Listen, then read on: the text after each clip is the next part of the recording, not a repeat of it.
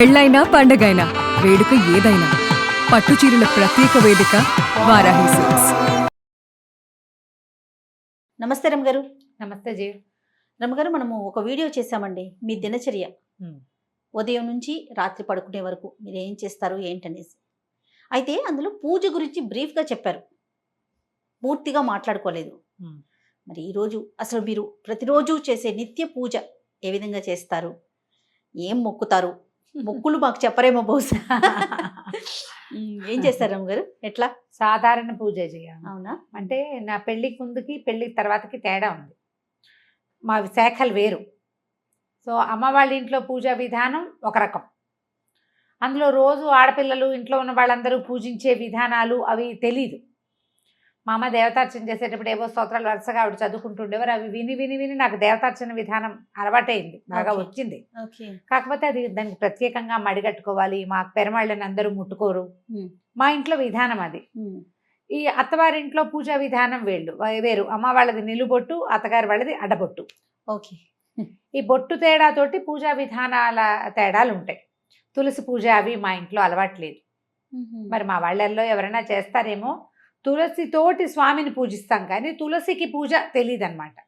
నోములు వ్రతాలు అవి ఉండవు మాకు. పుట్టింట్లో లేవన్నమాట, నోములు ఉండవు. ఈ మన పౌర్ణమి నోములని, వరలక్ష్మి వ్రతము, తర్వాత మంగళగౌరి వ్రతాలు అవి ఏం చెయ్యం మేము. ఓకే. అక్కడ ఉండవు. వాళ్ళకి ఆ సిద్ధాంతం కాదనమాట. వాళ్ళ సిద్ధాంతం వేరుగా ఉంటుంది. అయితే తర్వాత కొంచెం కాస్త పెద్దవాళ్ళం అయ్యాక వినాయక చవితి ఒకటి బాగా చేసుకుంటూ ఉండేవాళ్ళం.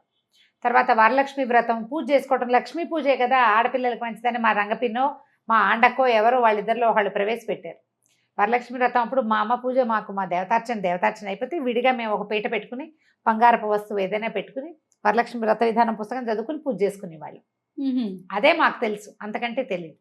అత్తవారింటికి వచ్చాక వీళ్ళ పూజా విధానం అవి కొంచెం వేరుగా ఉంటాయి. వీళ్ళకి నోములు అవి ఉన్నాయి. మూగిదానికైనా 3 నోములే అని 3 వేలు చూపించేవారు మా అమ్మగారు. ఓకే. మా వారి నాయనమ్మ, అత్తగారు లేరు కదా, సో మా వారి నాయనమ్మ ఉండేవారు, మా అమ్మగారు ఉండేవారు. 3 నోములు అని వరలక్ష్మి వ్రతం చేయించారు. మంగళగౌరి నోములు పట్టించారు, 5 సంవత్సరాలు చేయవలసింది. తర్వాత ఏమో పువ్వు తాంబూలం పండు తాంబూలం నోము ఒకటి నోయించారు. తర్వాత 16 ఫలాల నోము అదొకటి పట్టించారు అనమాట. వరలక్ష్మి వ్రతం ఏటా చేసుకునేది. క్రమంగా ఇది నేను నేర్చుకున్నా. అయితే ఈ మామగారు అప్పుడప్పుడు ఉంటుండేవారు కానీ రెగ్యులర్గా ఎప్పుడు నాతోటే లేరు. ఎప్పుడైనా వచ్చేవారు. ఆవిడ పూజా విధానాన్ని నాకు నేర్పించేసే ప్రయత్నం చేయలే. నేను చదువుకున్న పిల్లని, సంస్కృతం వచ్చు, పెద్దింట్లో నుంచి వచ్చాను కాబట్టి కొంత ఏదో చేసుకుంటుందిలే అన్నట్టుగా దీపం పెట్టుకోవటం ఒకటే పూజా విధానంగా ఉండేది నాకు తెలుసు అప్పట్లో, పెళ్ళైన కొత్తల్లో. ఆయన మావారు సంధ్యావందనం చేసుకోవటము, ఆయన జపం చేసుకోవటం చిన్నతనంలో వాళ్ళకి ఉపనయనాలు చేసేసారు 7-8 ఇయర్స్కే. అప్పటి నుంచి ఆయన వాళ్ళకి బాగా అలవాటు. మా మరుదులు కూడా చాలా బుద్ధిమంతులు ఆ విషయంలో. పొద్దున్నే లేచేసి సంధ్యావందనం చేసుకోవటము, సొంతంగా జపం చేసుకోవటము అది ఉండేది. ఓకే. ఈ పూజ ఏముంది, నేను దీపం పెట్టుకోవటం, 4 పువ్వులు పెట్టడం, ఏదైనా పళ్ళు నైవేద్యం పెట్టడమే చేసేదాన్ని. దీపం కూడా ఆయన ఒకసారి పెట్టేసేవారు, నేను మళ్ళీ అందులో కొంచెం నూనె వేసేదాన్ని. అలాగే చేసేదాన్ని. ఒక 3-4 సంవత్సరాల పాటు వరలక్ష్మి వ్రతం, మంగళగౌరి నోములు, ఏదైనా సత్యనారాయణ వ్రతం చేసుకుంటే అది తప్ప మొదటి 4 సంవత్సరాల పాటు నేను ఏమీ పెద్దగా శ్రద్ధగా చేసింది అయితే లేదు. ఇవన్నీ నిజాలే, ఇందులో దాచేందుకు ఏం లేదు. అయితే 4 ఏళ్ళు మా పెద్ద అబ్బాయికి ఒక ఏడాది ఇంచుమించుగా 1.5 వయసు ఉండగా మా వారికి కొంత పరిచయస్తులు, బహుశా బాబాయ్ గారి ఫ్రెండ్స్, వీరి మామయ్యకి ఫ్రెండ్స్ అనమాట. ఫ్రెండ్ ఒక ఆయన మోహన్ రావు గారు, వారి పేరు తలుచుకుంటేనే చాలా సంతోషంగా ఉంటుంది. ఆయన నాకు చెప్పారు, అమ్మ లలితా సహస్రం చదువుకోండి మీరు. నా పెళ్లి నాటికి నాకు లలితా సహస్రం రాదు. ఇంచుమించు నాకు ఒక 30 సంవత్సరాలు వస్తూ ఉండగాను, ఇంకా రాలేదు, 30 రాకముందే నేర్చుకున్నాను అనుకో. మా పెద్దక్కయ్య లలిత కామ్యం, అందరూ చదవకూడదు అనేది. మా ఇళ్లలో అసలు లలితా శాస్త్రం చదివే పద్ధతే లేదు. అయితే ఒకసారి చెప్పడానికి మొదలుపెట్టింది. మేము ఒక 20-15 శ్లోకాలు నేర్చుకున్నాం. మా అక్కయ్య నోటికి చెప్పేది. అక్కయ్య చదువుకోవటమే, అయితే అక్కయ్యకి చెప్పడం వచ్చు. ఇప్పుడు నేను ఎట్లా చెప్తున్నా అట్లా మా పెద్దక్కయ్య చెప్పేది. నేను, మా చుందు, మా ఆఖరక్కయ్య, మా పెద్దక్కయ్య గారు అమ్మాయి, అట్లా మేము ముగ్గురున్నాం. మాకు తొందరగా వస్తాయి. సంస్కృతం ఒకటి ఉంది కదా, ఒక 18 శ్లోకాలు ఏమో 20 శ్లోకాలు చెప్పుకుని ఉంటాం అంతే, అంతకంటే చెప్పుకోలే. ఆయన లలితా శాస్త్రం చెయ్యండి అని చెప్తే ఇక అప్పుడు రోజు చదవటం నేర్చుకోవడం కోసం నేనే సొంతంగా చదువుకున్నా. అందరికంటే నాకు ప్లస్ ఏంటంటే నాకు సంస్కృతం రావటం. వాచా దోషాలు లేకుండా చదవటం వచ్చు. ఆ, ఒక పదాన్ని అక్కడ ప్రింట్లో తప్పుంటే ఈ అక్షరం ఇట్లా ఉండకూడదు, ఇది కాదు అయ్యి ఉంటుంది, పదం ఇది కాదు అని నేను సరి చేసుకోగలను. నాకు డౌట్ వస్తే మా ఐదొకే వసంత, తను పిహెచ్డి సంస్కృతంలో, తను ఫోన్ చేసి వసు ఏమిటో ఇక్కడ ఇలా ఉంది, ఈ పదం కరెక్ట్ అంటావా అని అడిగితే మా అక్కయ్య అయినా కరెక్ట్ చేసేది. 4-5 పదాలు మా అక్కయ్య కరెక్ట్ చేసింది, మిగిలినవన్నీ నేనే కరెక్ట్ చేసుకున్నాను. అట్లా లలితా సహస్రం చదవటం అలవాటైంది. రోజు అప్పుడు చదువుకునేవారు. రోజు చదివేదాన్ని. ఇప్పుడు కూడా చదువుతా కానీ అంత అప్పుడు నేర్చుకోవడం కోసం ప్రతిరోజు పెద్ద స్వరంతో పెద్ద గొంతుగా తన వాయిస్ పెద్దది. ఆ తర్వాత నన్ను ఖడ్గమాల వైపుకి తిరిగింది మనసు. లలిత, ఖడ్గమాల ఈ 2 దేవి ఖడ్గమాలు కూడా అవి చాలా అట్రాక్ట్ చేస్తాయి అన్నమాట. తర్వాత అంటే మా పెళ్ళైన ఒక 10-11 సంవత్సరాలకి మా మామగారు చేసేవారు రెగ్యులర్గా దసరా ఉత్సవాలు 10 రోజులు ఉత్సవాలు చేయటం మా ఇంట్లో అలవాటు ఉంది. మా వారికి ఏదో ఒక ఉత్సాహం వచ్చింది, తను చేద్దాం అనుకున్నారు. అప్పటి నుంచి మొదలుపెట్టి ఇప్పటిదాకా దసరాలు చేస్తూనే ఉన్నాం మేము. దసరా ఉత్సవాల కోసం ప్రత్యేకంగా కలశం పెట్టుకోవటము మా ఇంట్లో ఉంది. నవరాత్రులు చేస్తారు. నవరాత్రులు చేస్తాం. 10 రోజులు పగలు ఉపవాసం, రాత్రి భోజనం, 2 పూట్ల లలిత ఖడ్గమాల ఇవి చదువుకోవటం. నాకు అప్పటి నుంచి త్రిశతి చదవటం అలవాటైంది. ఓహో. లలిత సహస్రము ఖడ్గమాల కంటే కూడా త్రిశతి విపరీతంగా ఆకర్షించింది నన్ను. అది చదువుతుంటే ఎలా వస్తుందంటే ఒక పూనకం వచ్చినట్టు ఉంటుంది అనమాట. అసలు అమ్మవారి యొక్క ఆవిడ యొక్క శక్తి ఒక్కొక్క పదంలో తెలుస్తూ ఉంటుంది. అర్థం అవ్వటం ఎంత ప్లస్ అంటే నేను భగవంతుడికి కొన్ని లక్షల సార్లు నమస్కారం చేసుకున్నా. నన్ను ఒక సంప్రదాయ సంస్కృత పండితుల ఇంట్లో పుట్టించి ఈ పదాలకి అర్థం తెలుసుకోగలిగే మాత్రపు ప్రజ్ఞని నాకు పెట్టినందుకు నా పూర్వజన్మ కర్మ ఫలితం వల్ల, భగవంతుడి అపార కృపాకటాక్షాల వల్లే అది కుదిరింది. ఆ పదాల అర్థం తెలిస్తే ఆ శక్తిలోకి మనం ప్రవేశిస్తున్న భావన వస్తుంది జయ. అవునమ్మా, అవును. స్పెల్లోకి మనం వెళ్ళాలి లోపలికి. ఆ వెళ్ళగలిగే అవకాశం లభించింది. అట్లా ఈ లలిత మొదలుపెట్టిన దగ్గర నుంచి నాకు నిత్య గౌరీ పూజా విధానం ప్రాక్టీస్ చేశాను నేను. మా వాడికి, మా పెద్ద అబ్బాయికి 2 ఏళ్ళు అంటే ఇప్పటికి ఇంచుమించుగా ఒక 23 సంవత్సరాల నుంచి నిత్యము గౌరీ పూజ, షోడశోపచారాలు గబగబ గబగబా చేసేసుకుంటా. శుక్రవారం మాత్రం లక్ష్మీ పూజ. ఇది ప్రాక్టీస్ అయింది. అప్పటి నుంచి చేస్తూనే ఉన్నా. మామూలుగా నాకు స్తోత్రాలు అవి చాలా అలవాటున్నాయి. దీంతో పాటు ఇంకొక విషయం ఏం చెప్పాలంటే, సమాశ్రయణం అంటారు వైష్ణవులలో, అదొక విధానం. అంటే శ్రీ వైష్ణవ పూజా విధానంలో ఈ శంఖ చక్రాలు వేస్తారు భుజాల మీద. ఎవరికైనా శ్రీ వైష్ణవం ఇవ్వచ్చు అలాంటివి వినుంటారు కదా. అవునమ్మా. నాకు కూడా సమాశ్రయణం అయింది. నా పెళ్లికి ముందే చేశారు. అప్పుడు స్వామివారు ఒక అవకాశం ఇలా చెయ్యండి అని చెప్తే, మా అమ్మ మా ఇంట్లో ఎవరిదో సమాశ్రయణాలు జరుగుతున్నప్పుడు, నాకు వివాహానికి ముందే జరిగింది. సాధారణంగా వివాహం అయ్యాక చేస్తారు. మరి భగవంతుడు నాకు ఆయన నా మీద చూపించిన అపార కృపాకటాక్షాల్లో అది కూడా ఒకటి. అది అవ్వటం వల్ల నేను ఇంకా వేరే ఏ మంత్రోపదేశము తీసుకోలేదు. అష్టాక్షరి ఉపదేశం నాకు వివాహాత్ పూర్వమే ఉంది. నేను శాఖ మారిన నారాయణమూర్తి నాతోటే ఉన్నాడు. ఆయన నన్ను వదిలిపెట్టలే. ఈ రోజువారీ పూజా విధానం ఇవన్నీ చేసిన ద్వయమంత్రం లేకుండా, అష్టాక్షరి లేకుండా నా రోజు గడవదు. దానికి గురు పరంపర చెప్పుకోవటం, గురు పరంపర చెప్పటం, రూపం ధరించడం, బొట్టు పెట్టుకోవటం అవి చేయటల వీరు విధానం వేరు కదా. దాని మీద తగాదాలు వాటికి వెళ్ళడం. నారాయణుడు నాతోటి ఉన్నాడు, బొట్టులో ఉండక్కర్లేదని భావించాను నేను. ఇది ఇప్పుడు ఎవరికైనా సమాధానం చెప్పాల్సిన అవసరం కూడా లేదు కదా. మీకు నా సొంత విషయం కదా, నా సొంత విషయం. మా అమ్మ వాళ్ళు పెద్దగా అభ్యంతర పెట్టలేదు. నేను నా అష్టాక్షరి తీసుకున్నా, మా వారికి నేను చేసుకునేది అది నాదే, నేను ఎవరికి చెప్పక్కర్లేదు. ఇప్పుడు ముఖతః చెప్తున్నాను కానీ తెలుసు వాళ్ళకు కూడా. నేను అష్టాక్షరి చేసుకుంటా తప్పకుండా. ఒక 108 ఖచ్చితంగా మాలతోటి జపం చేసుకున్నాక అప్పుడు వేరే పని చేసుకుంటాను. ఎంత పరిగెడుతున్నా ఇవి 2 మాత్రం ఇది తప్ప. ఆ స్నానం చేసి నేనేం చేస్తాను, నేను చదువుకునే స్తోత్రాలు నాకేంటంటే మా ఇంట్లో అలవాటు ఉన్నవి కొన్ని ఉన్నాయి రెగ్యులర్గా చేసేవి. పంచాయుధ స్తోత్రము, తర్వాత ఏమో వెంకటేశ్వర సుప్రభాతము, ప్రపత్తి స్తోత్రము. సుప్రభాతాలు రోజు చదవను, శనివారం మాత్రమే సుప్రభాతం చదువుతా. ప్రపత్తి స్తోత్రాలు రోజువారి గడగడగడగడ వెళ్ళిపోతాయి. అవి అలవాటు అయిపోయింది చిన్నప్పటి నుంచి. ముందు నుంచి వచ్చు అవి నాకేంటంటే ఇప్పుడు రావట్లేదు జయ. ఇది వరకు ఎవరైనా 4-5 రోజులు వరుసగా చదివితే తర్వాత నాకు వచ్చేసేవి. మా అమ్మగారు చదివే రామరక్ష స్తోత్రం అవన్నీ మా అమ్మ చదువుకునేది. ఇవన్నీ రావటంతో స్నానం చేసి నేను దేవుడి దగ్గరికి వెళ్ళే లోపల కుదిరితే ఉచ్చేశ్రవంతో పెద్ద సౌండ్, లేకపోతే నోట్లో అయినా వరుసగా గణేష పంచరత్నాలు, తర్వాత ఏమో సుబ్రహ్మణ్యాష్టకము, తర్వాత ఏమో వెంకటేశ్వర కరావలంబము, ఈ 3 లైన్. ఈ 3 చదివాక పంచాయుధ స్తోత్రం. పంచాయతీ స్తోత్రం బాగా చిన్నప్పటి నుంచి అలవాటు, పంచాయతీ స్తోత్రం చదువుకోవటం. ఆ తర్వాత స్వామివారిది సుప్రభాతాలు, ఇవి ఈ లైను, ఇవి ఒక 3. వీటితో పాటు రామరక్షా స్తోత్రం బాగా ఇష్టం. రామరక్షా స్తోత్రం, కాలభైరవాష్టకం అప్పుడప్పుడు చదువుతాను. దక్షిణామూర్తి స్తోత్రం చాలా ఇష్టం నాకు. దక్షిణామూర్తి, ఈ మొత్తం ఇన్ని స్తోత్రాలు కలిపి అటు ఇటుగా నేను అక్కడే కూర్చుంటే ఒక 20 నిమిషాలు 25 నిమిషాలు పడుతుంది నాకు కూర్చుని ఉంటే. ఖాళీగా అలవాటు ఉంది కదా, కంఠస్థం అలవాటు ఉంది కాబట్టి అక్కడ కూర్చోక్కర్లేదు, పని చేసుకుంటూ ఇవి చదివేసుకుంటా.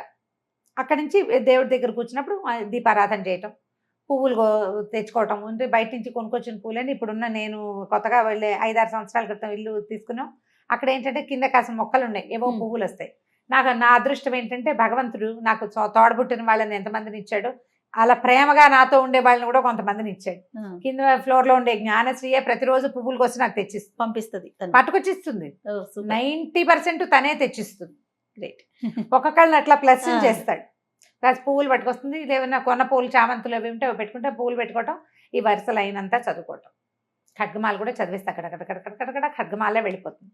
శుక్రవారాలు నేను ఇంట్లో ఉన్నప్పుడు మాత్రం లలిత కానీ త్రిశతి కానీ చదువుకుంటా. దసరాల్లో పూర్తిగా ఇవి 3 వీటిని అలవాటుగా చదవటం అలా ఉంది.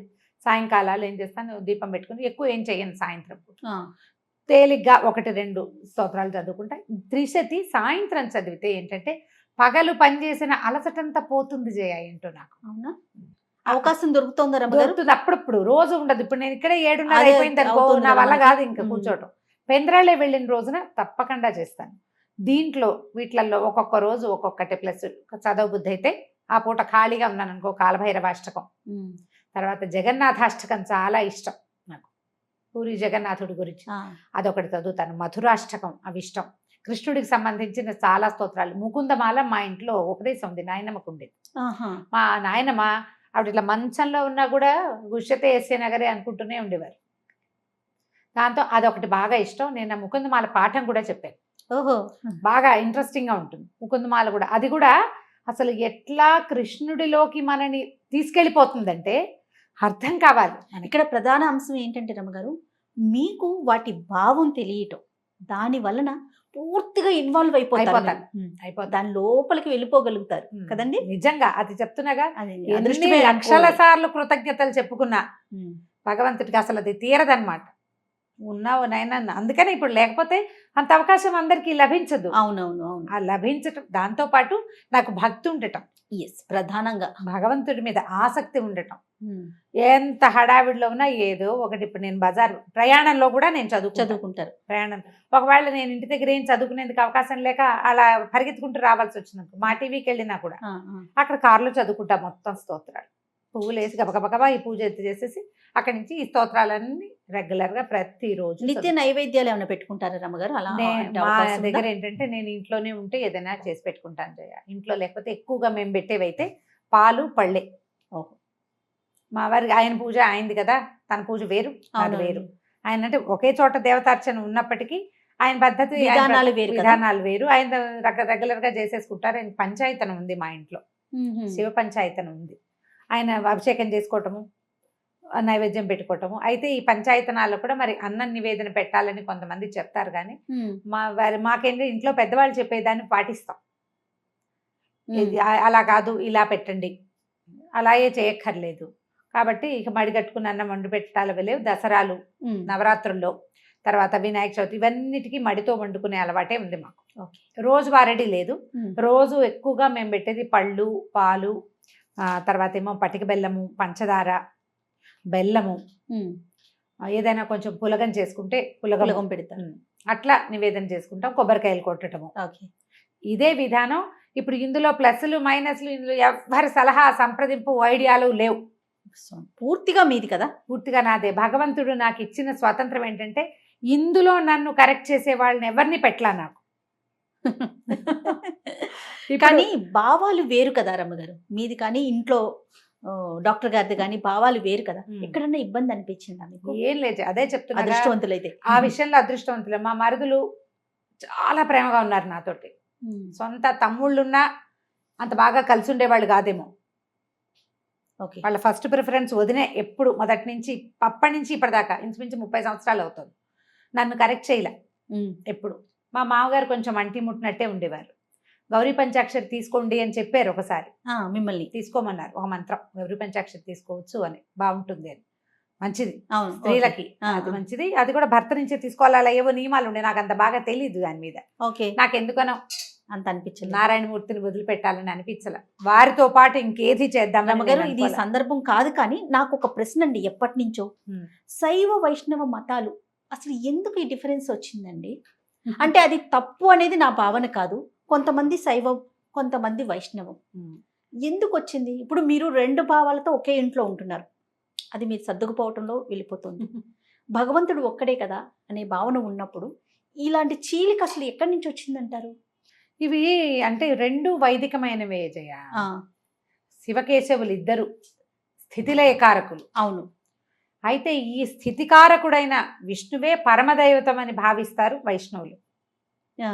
ఆ స్వరూపం, ఆ నడిపించే ఆ కథ, ఆ క్రియ, అది ఆకర్షితుల్ని చేస్తుంది కొంతమందిని. శివుడు లయకారకుడు, ఐశ్వర్యకారకుడు, ముక్తి ప్రదాయకుడు, ఆయనే పరమదైవతమని కొంతమంది భావిస్తారు. నీకు చూడు, ఆ పచ్చటి చెట్టు ఉంటే ఆ పచ్చటి చెట్టు మీద కొంతమందికి దృష్టి నిలుస్తుంది, దాని మీద ఒక గులాబీ రంగు పువ్వు ఉంటే గులాబీ పువ్వు మీదకి కొంతమందికి దృష్టి వెళ్తుంది. ఈ రెండిట్లలో ఏది కరెక్ట్? ఎవరి భావన వారిది కదా, వాళ్ళది. దీంట్లో ఏమైందంటే నాదే కరెక్ట్ అనేది తీవ్రత వచ్చేసింది. ఆ భావం కరెక్ట్ అండి, కరెక్టా అంటే మనం చెప్పలేకపోతాం జయ. మనం ఇదంతా మాబ్లో ఉంటుంది, జనాలు గుంపుగా చేరినప్పుడు వాళ్ళ భావాలు ఉంటాయి. నారాయణమూర్తి ఆ స్వరూపము, ఆయన ఆ చెప్పబడుతున్నటువంటి రకరకాల క్రియలు, ఈ దశావతారాలు, ఇవి కాకుండా చెప్పబడే మొత్తం 21 రకాల అవతారాలు, అవన్నీ ఆకర్షితుల్ని చేస్తాయి కొంతమందిని. పరమేశ్వరుడు, ఆయన యొక్క రుద్రమూర్తులు, ఆయన యొక్క క్రియాకలాపాలు, సదాశివుడుగా నిరంతరము శక్తితో కలిసి ప్రపంచంలోనే ఉండటము, ప్రపంచ నిర్మాణ శక్తి పరమేశ్వరుడే అవటము కొంతమందిని ఆకర్షితులు చేస్తుంది. భగవంతుడు నాకు ఇచ్చిన వరం ఏంటంటే, నాకు వీళ్ళిద్దరిలో తేడా లేదు. అది ఎంత ఆకర్షిస్తుందో ఇదంతా ఆకర్షిస్తుంది నన్ను. నేను లలితలో ఎంత మిళితమైపోతానో విష్ణు సహస్రనామంలో అంత వెళ్ళిపోతాను. విష్ణు సహస్రనామము చదువుకుంటాను, అది రోజువారీ క్రియ. అంటే అంశాలు వేరైనా భావం ఒకటే కదా. ఒకటే, భగవంతుడు ఒకడే. నిన్ను ఆకర్షించే భావాలు రెండు వేరు వేరు ఉంటే ఒకదాని మీద తీవ్రంగా వెళ్తాం, అందుకని అట్లా వచ్చింది. విష్ణు సహస్రనామం కూడా నా రోజువారీ కార్యక్రమాల్లో ఉంటుంది. కడకడగడ ఏముంది, 7-8 నిమిషాలు పడుతుంది, అది అలవాటైపోయింది. అలవాట్లో చదువుకుంటూ ఉంటాను. ఇప్పుడు ఇది కరెక్టా కాదా, మీరు అలా ఎలా చేస్తారు, లాంటి ప్రశ్నలు ఇందులో కుదరదు. నా ఆసక్తి భగవంతుడి మీద నాకున్న విశ్వాసం అంతే. నేను ఎలాంటి స్వరూపమైనా నన్ను ఆకర్షిస్తుంది. లక్ష్మీ నరసింహస్వామి ఎక్కువ ఆకర్షిస్తాడు. మా పుట్టింట్లో ఉండటం వల్ల మాకేమో ఇలవేల్పు నరసింహస్వామి. నాకు అసలు నరసింహస్వామి విగ్రహం ఎక్కడైనా చూస్తే నాన్నను చూసినట్టు ఉంటుంది. నాకు పరిగెత్తుకుంటూ వెళ్ళిపోతాం, అక్కడ నరసింహస్వామి కనపడ్డంటే మావాడు అంతే, అలాగే అనిపిస్తుంది. మా నాన్నను చూసినట్టే ఉంటుంది. నేనే కాదు, మా ఇంట్లో ఉన్న జనమంతా నరసింహస్వామికి అట్లాగే ఆకర్షితులు అవుతారు. మా చిన్నతనం అలవాటును బట్టి అంతే. మా నాన్న కరావలంబం చదివేవారు, నృసింహ కరావలంబం. అది కూడా నాకు నోటికొచ్చు, మొత్తం మా సమూహం అందరికీ వచ్చింది. కరావలంబం కూడా అట్లాగే ఆకర్షిస్తుంది. ఇంత భక్తి ఉన్నా కూడా నేను కొంచెం ప్రాక్టికల్గా ఉండటమే నా యొక్క భగవంతుడు ఇచ్చిన వరం అనమాట. నాకు ఇన్ని చెప్తున్నారు, ఇన్ని స్తోత్రాలు చెప్తారు, ఇంత పూజా విధానం ఉంది కదా రమ్మగారు, కానీ మీరు మాట్లాడేది ప్రాక్టికల్గా ఎలా చెప్తారంటే భక్తి ముఖ్యం, భావన ముఖ్యం, భావమే ముఖ్యం. భక్తి ఉండాలి, భావం చాలా ముఖ్యం. అది ఉన్నప్పుడే మనస్ఫూర్తిగా పూజ చేసుకోగలుగుతాం. అది 5 నిమిషాల అరగంట అనేది పక్కన పెడదాం, అవకాశాన్ని బట్టి అంతే. రైట్. చాలా బాగుంది రమ్మగారు. నమస్తే. నమస్తే.